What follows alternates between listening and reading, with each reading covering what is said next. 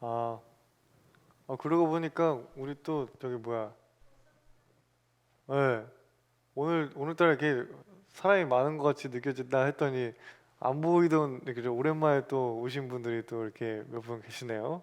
우리 승찬이도 있고 저기 강인이도 있고, 우리 또 환영의 박수 또 한번 해줘야지. 네. 다들 잘 지냈죠? 네. 다음 주에도 꼭 오세요. 우리 인터뷰 하도록 하겠습니다. 네.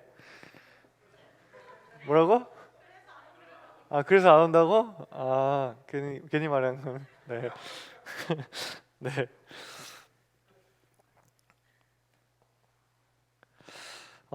요즘 우리 큐티 말씀으로 역대하 말씀을 묵상하고 있어요. 음, 다들 아시죠? 네, 역대하 말씀 묵상하고 있는 거. 네. 그래도 역대기는 이제 이스라엘 민족의 역사를 이제 정리한 책이기 때문에 좀 스토리가 있어가지고 묵상하기 좀 편안한 면이 있는 것 같습니다. 이 역대기가 쓰여진 그 시기는 이제 남유다가 멸망하고 바빌론으로 포로로 끌려갔다가 이제 다시 돌아온 포로기 귀환 이후에 쓰여진 책입니다. 이제 나라가 멸망하고 바벨론 포로로 끌려가서 거의 뭐 약 70년 가까이 포로 생활을 하다가 이제 돌아와서 기록된 책인데요. 긴 포로 생활을 마친 이스라엘의 민족의 멘탈이 여러분 어땠을까요? 네, 포로 생활을 그렇게 오랜 시간 동안 하고 나서 이제 고국으로 돌아왔을 때 이제 이스라엘 민족의 자존감이나 어떤 민족적 정체성은 거의 바닥을 쳤겠죠. 때문에 역대기는 포로 생활로 이 낙심해 있는 이스라엘 사람들의 자존감과 정체성을 향상시키고자 그러한 목적으로 쓰여진 책입니다. 선택받은 민족으로서 자신들이 세상의 중심이자 최강국이라고 자부했던 이스라엘은 나라의 멸망과 폐허가 된 성전으로 이제 하나님 신앙에 금이 가기 시작했습니다. 하지만 최악의 상황에서도 신앙의 지도자들은 포기하지 않았어요. 그들은 하나님과 동행했던 자신들의 역사를 정리함으로써 하나님의 신앙을 지켜나가고자 애를 썼습니다. 역대기는 아담에서부터 포로기 시대에 이르기까지의 이스라엘 역사를 서술하면서 이 민족적 자부심과 하나님 신앙을 고취시키고 있습니다. 자부심과 정체성 향상을 위해 쓰여진 책이니만큼 역대기를 읽어보면 굉장히 플렉스하고 있다는 걸 느낄 수 있습니다. 또한 남유다 전통 안에서 기록된 책이니만큼 남유다를 굉장히 높이고 또 북이스라엘은 또 굉장히 좀 정죄하고 있다는 것을 느낄 수가 있습니다. 그도 그럴 것이 솔로몬이 죽고 르호보암이 이제 왕이 되면서 이스라엘은 이제 남유다랑 북이스라엘로 갈라졌죠. 근데 그 갈라진 그 두 나라 사이에는 굉장히 잦은 전쟁들이 있었습니다.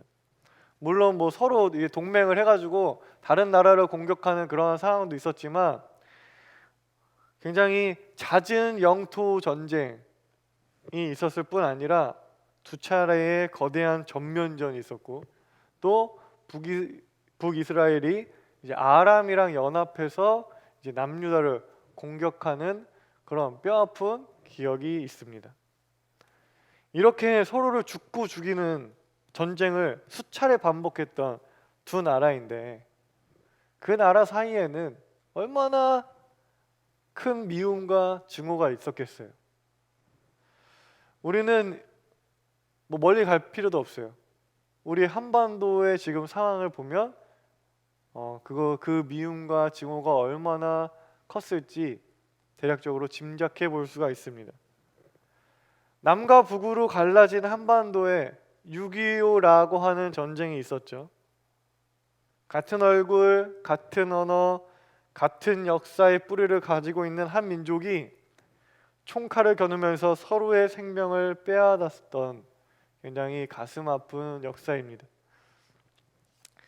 그 단 한 번의 전쟁이었지만 그 전쟁은 우리의 마음과 문화, 생활 모든 곳에 정말 깊은 상처를 남겼습니다.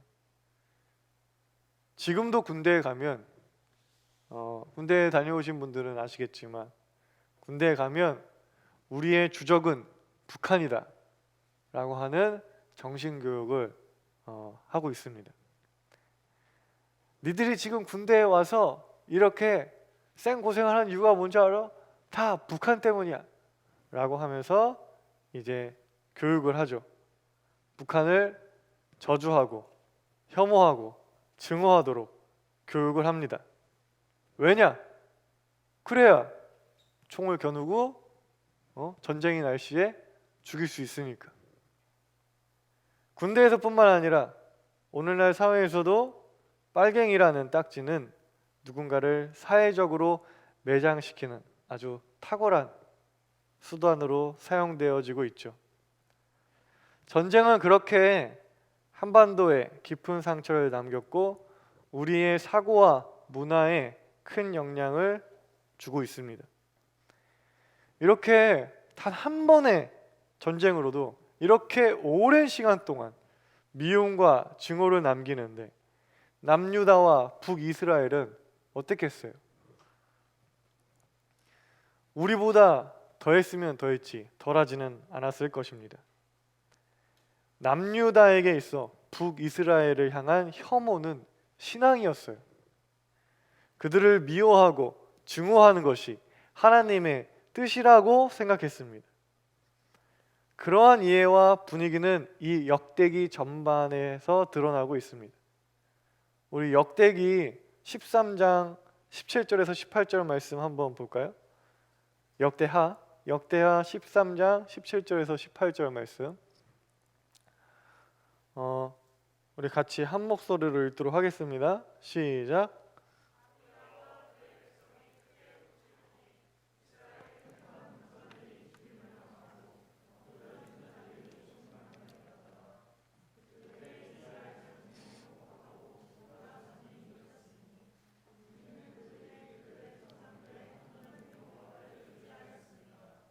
네.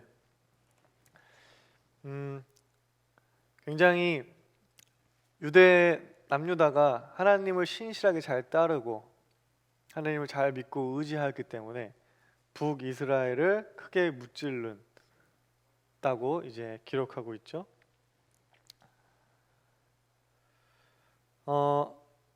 역대하 13장 이 말씀을 보면은 이게 무슨 내용이냐면 남유다의 두 번째 왕 아비야가 이제 북이스라엘의 여로보암과 전쟁을 하는 이야기입니다. 이 역대기 본문에서 남유다의 왕 아비야는 굉장히 하나님께 신실한 왕으로 이제 표현되고 있고요. 반면 북이스라엘 여로보암은 하나님을 배반한 사람이기에 하나님이 이제 남유다의 대승을 이끌었다로 이제 기록을 하고 있습니다. 근데 이와 같은 내용을 기록하고 있는 열왕기의 말씀을 보면 역대기와는 조금 다르다는 것을 발견을 하게 됩니다. 우리 열왕기상 15장 3절 한번 읽어볼까요? 열왕기상 15장 3절 우리 한 목소리로 또다시 읽어보겠습니다. 시작.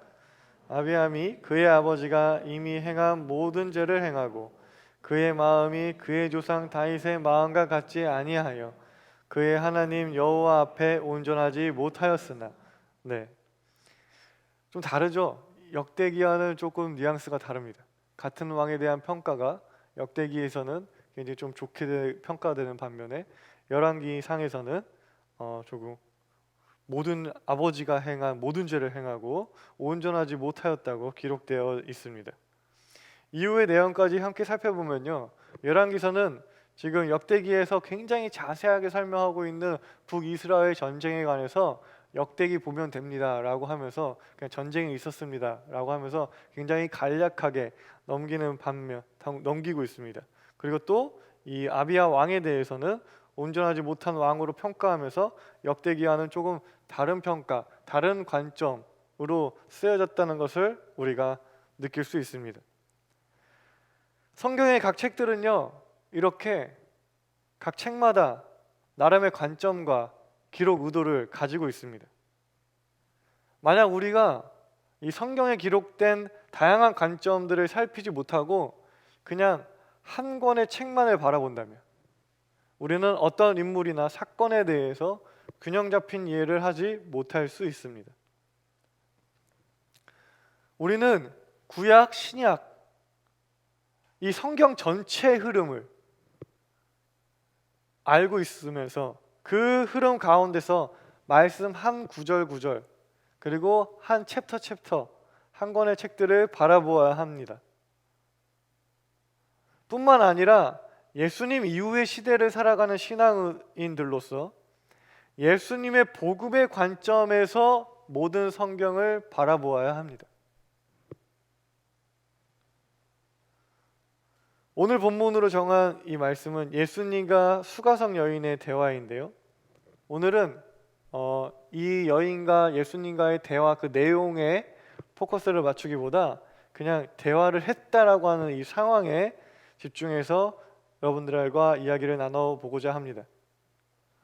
본문에서 예수님은 유대에서 갈릴리를 가려고 사마리아 땅을 지나갑니다. 근데 한번 지도 보실래요? 네. 유대에서 갈릴리로 가시려고 성경에서 사마리아 땅을 지나가셨다라고 성경을 기록하고 있는데 그냥 보면 당연히 지나가야 되는 거 아니야? 라고 생각할 수 있어요. 근데 재미난 것은 당시 유대인들은 저 위로 올라갈 때 사마리아 땅을 지나가지 않았습니다. 돌아갔어요. 그쵸? 여기서 위로 그냥 쭉 가면은 그냥 직선으로 가면 금방 가는데 그 땅을 밟기 싫어서 사마리아 땅을 밟기 싫어서 사마리아 땅을 돌아갔습니다. 삥 돌아갔어요. 왜냐? 사마리아 땅은 북이스라엘의 수도로서 남유다인들이 굉장히 혐오하는 증오하는 사람들이 살고 있는 지역이었거든요. 그러니까 그 땅을 밟고 싶지도 않은 거예요. 오늘 본문에서 설명해 주듯이 유대인은 사마리아인을 상종조차 하지 않았습니다. 그냥 마주치는 일이 없게끔 했던 것이죠. 그러한 시대적 상황에서 예수님은 이 사마리아를 가로질러 갈릴리로 향하십니다. 거기서 한 여인을 만나 이야기를 나눠요.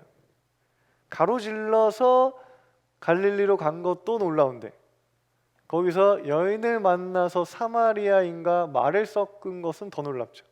근데 더 놀라운 것은 그 여인이 굉장히 이 남자, 저 남자, 여러 남자를 옮겨 다니면서 함께 살았던 일종의 이웃들한테는 굉장히 정조 없는 여자, 해픈 여자, 난잡한 여자라고 불리는 여인을 만나 대화를 하십니다. 그리고 그냥 대화가 아닌 그 여인에게 복음을 전하시죠. 이것은 무엇을 의미할까요? 예수님의 복음과 사랑은 역사적 비극과 아픔, 시대적 혐오와 증오를 초월한다는 것입니다. 예수님의 사랑은 모든 것을 초월합니다.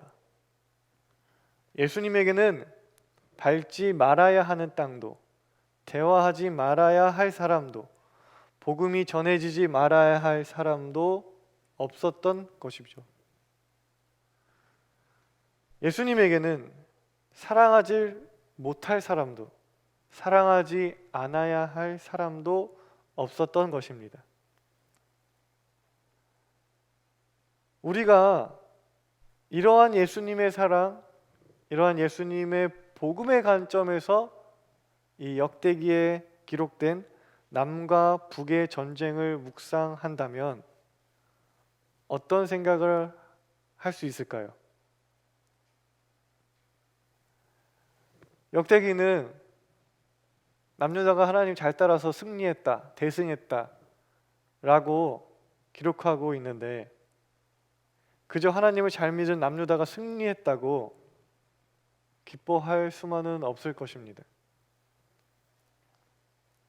우리는 예수님 이후의 시대를 살아가고 있는 신앙인으로서 복음의 관점에서 그 사건을 바라본다면 이런 질문을 할 수 있게 되겠죠. 하나님은 과연 그 전쟁을 기뻐하셨을까? 출애굽을 통해 하나님 안에서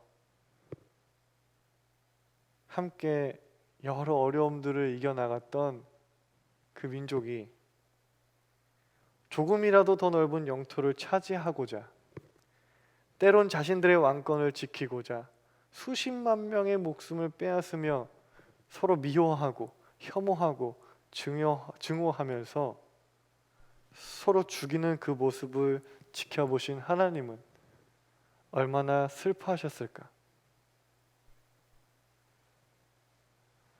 성경에는 전쟁에 관한 기록들이 많이 있습니다. 그리고 대부분의 신앙인들은 그 전쟁에 관련된 말씀을 보면서 주로 승리를 소망하곤 합니다. 물론 승리를 소망하는 것은 잘못된 것은 아닙니다. 자연스러운 것입니다. 하지만 중요한 것은 우리가 무엇으로부터 승리할 것이냐, 그게 중요하죠. 뭐랑 싸워서 이길 것이냐. 예수님의 복음과 사랑의 관점에서 그러한 전쟁에 관한 기록들을 바라본다면 우리는 보지 못했던 것, 생각하지 못했던 것을 생각하게 됩니다. 누군가를 이기고 누군가로부터 승리하고자만 했었는데 예수님의 복음의 관점으로 보니까 내가 누군가를 미워하고 증오하면서 적을 만들고 있지는 않았을까 생각하게 되죠. 그냥 이기고 승리하면 하나님이 나와 동행한다고 했었는데 생각이 달라지는 것입니다. 내가 누군가를 적으로 규정하고 있지는 않은가? 내가 밟지 말아야 할 땅들을 만들고 대화하지 말아야 할 사람들을 만들고 사랑하지 못할 사람, 사랑하지 않아야 할 사람들을 만들고 있는 것은 아닐까 생각하게 됩니다.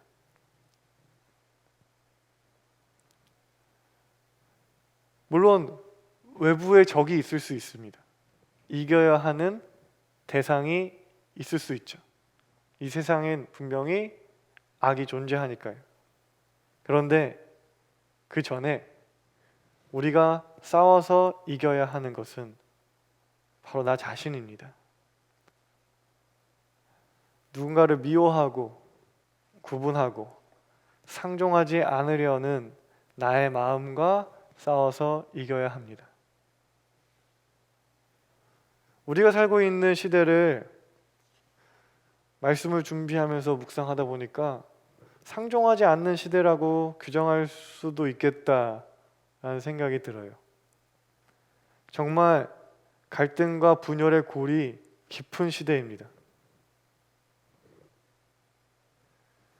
페이스북과 유튜브 같은 소셜 네트워크를 통해 사람들은 한 가지 색깔의 정보에 매몰됩니다.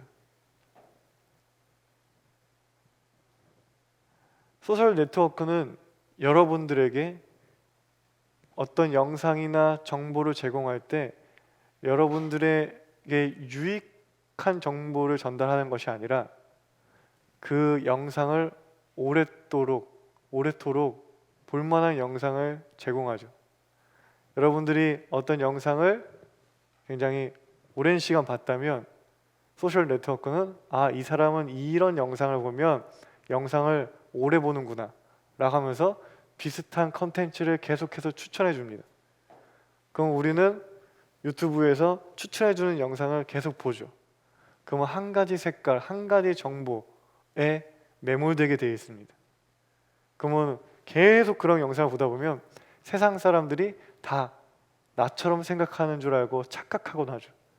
그리고 나와 다른 생각을 가진 사람은 쟤는 이상하다 라고 생각하고 아예 상종조차 하지 않습니다. 그래서 우리는 상종하지 않는 시대를 살아가고 있습니다.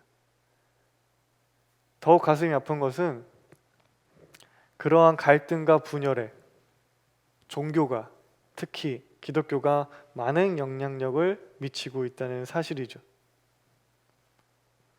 저는 이러한 상종하지 않는 시대를 살아가고 있는 여러분들에게 꼭 말씀드리고 싶습니다. 이 땅의 역사적 비극과 시대적 분열을 봉합하고 회복할 수 있는 유일한 열쇠는 예수님의 복음과 사랑뿐입니다. 유일한 열쇠예요. 이 미움과 증오를 사랑으로 변화시키는 이 놀라운 기적을 일으킬 수 있는 힘은 오직 성경 안에만 있고 하나님 신앙 안에만 있습니다. 그런데 그 유일한 열쇠가 칼이 돼서 사랑과 사랑을 가르는 것으로 사용되어진다면 이 시대는 정말 끝없는 분열과 갈등의 비극을 낳을 수밖에 없습니다. 유일한 열쇠입니다. 시대와 갈등과 분열을 치유하는 유일한 열쇠. 그것이 바로 예수님의 복음입니다. 이 말을 다른 말로 하면 이 시대의 갈등과 분열을 치유할 수 있는 유일한 사람이 바로 예수님을 믿는 여러분들이에요.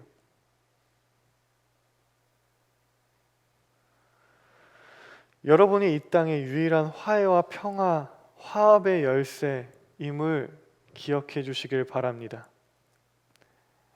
이 분열의 시대를 살아가는 그리스도인으로서 우리는 이 거룩한 사명을 피해갈 수 없습니다. 여러분이 그 사명을 감당해 주셔야 해요.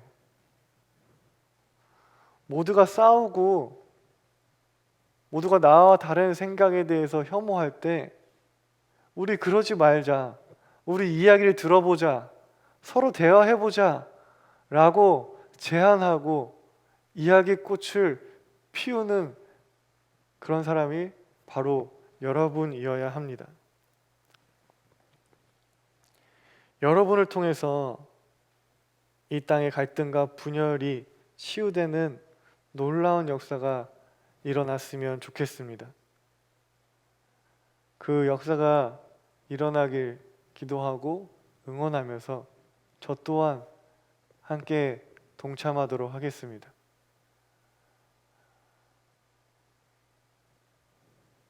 우리 이 공동체에서부터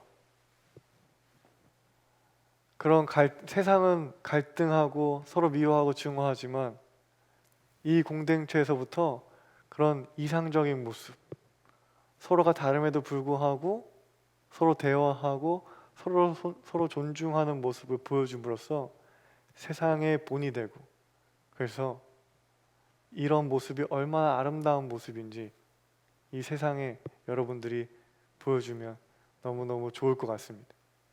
우리 함께 그런 공동체를 만들어 나갔으면 좋겠습니다. 다 함께 기도하겠습니다.